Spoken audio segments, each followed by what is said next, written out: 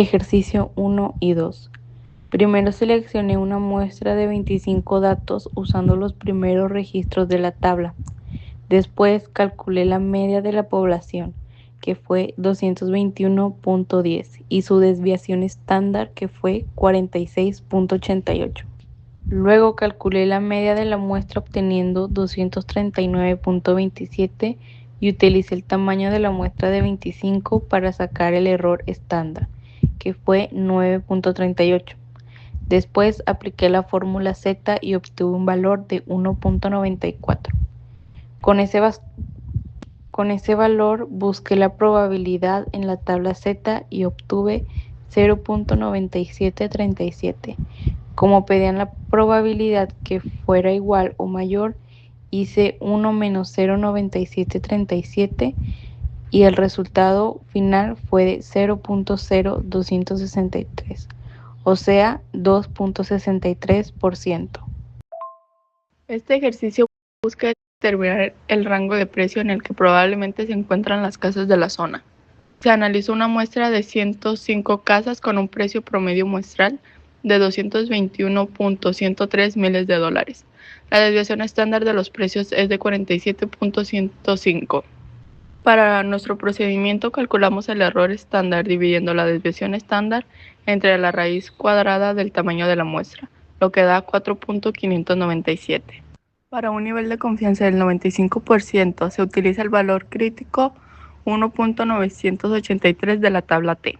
Calculamos el margen de error, que se multiplica el valor T por el error estándar, resultando en 9.116. Como resultado final, podemos afirmar con un 95% de confianza que el precio medio de las ventas de las casas en esta población se encuentra entre 211.987 y 230.219 dólares. Ejercicio 4. Aquí el objetivo es estimar qué tan lejos se encuentran las casas del centro de la ciudad en promedio. Analizamos una muestra de 105 casas. Se obtuvo una distancia media muestral de 14.629 millas. La desviación estándar de la distancia es de 4.874. Para el procedimiento calculamos el error estándar, obteniendo 0.476. Y continuamos con el margen de error, multiplicando el valor crítico por el nuevo error estándar, lo que da 0.944. Como resultado final, al aplicar el margen de error a la media de 14.629, el rango resultante es de que la distancia promedio de todas las casas de la zona respecto al centro de la ciudad esté entre 13.68 y 15.57 millas. Ejercicio 5 lo que hice fue construir un intervalo de confianza del 95% para la proporción de casas que tenía en el garage en Arizona. Primero identificamos cuántas casas había en total, que fueron 105, y después contamos cuántas tenían garage y fue 67. Luego calculamos la proporción muestral dividiendo 67.5 y nos dio 0.6381, que equivale aproximadamente al 63.81%. Después usamos la forma del intervalo de confianza para proporciones, donde se utilizó la proporción obtenida en el valor Z de 1.96, porque es un 95% de confianza. Con esa fórmula calculamos el margen de error y luego lo sumé y restamos la proporción. Al final obtuve el intervalo que va de 0.5462 a 0.73. Eso significa que con un 95% de confianza, entre el 54.62 y el 73% de las... En el ejercicio 6 lo que hice fue una prueba de hipótesis para comprobar si el precio promedio de las casas en Goodyear era mayor de 220.000 dólares. Primero planeé la hipótesis. La hipótesis nula pues decía que el promedio era menor o igual a 220.000. La hipótesis alternativa decía que sí era mayor a 220.000. Después usé los datos de la muestra. La media fue de 221.10, la desviación estándar de 47.11 y el tamaño de muestra de 105. Luego aplicamos la fórmula de la prueba T, donde resté la media de la muestra menos la media hipotética y la dividí entre la desviación estándar entre la raíz de n. Al hacer la operación me dio un valor de t de 0.240. Después compara el resultado con el valor crítico que fue 2.364. Como 0.240 es menor que 2.364, no se rechazó la hipótesis nula. Entonces concluí que no existe suficiente evidencia para afirmar que el precio promedio de las casas es mayor a $220,000 con un nivel.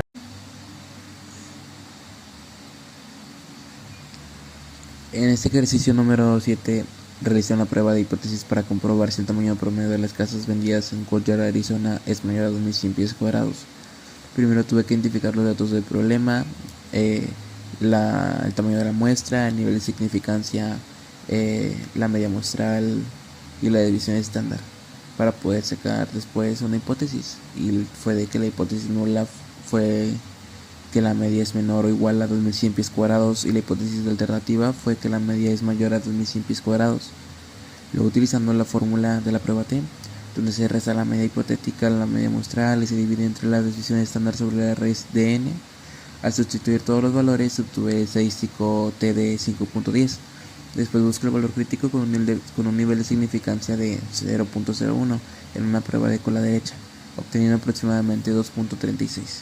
Como el valor calculado de T, que fue 5.10, es mayor que el valor crítico, se rechaza la hipótesis nula, por lo que sí existe suficiente evidencia para concluir que el tamaño promedio de las casas vendidas en Courtyard, Arizona es mayor a 2.100 pies cuadrados. Realizaron 105 casas, 71 de ellas tenían garaje. Después calculamos la proporción muestral, dividiendo las casas con garaje entre el total de casas. 71 entre 105 igual a .6762. Esto significa que aproximadamente el 67.62% de las casas tenían garaje. Luego planteamos la hipótesis. La hipótesis nula dice que el porcentaje de casas con garaje es menor o igual al 60%. La hipótesis alternativa dice que más del 60% de las casas tienen garaje.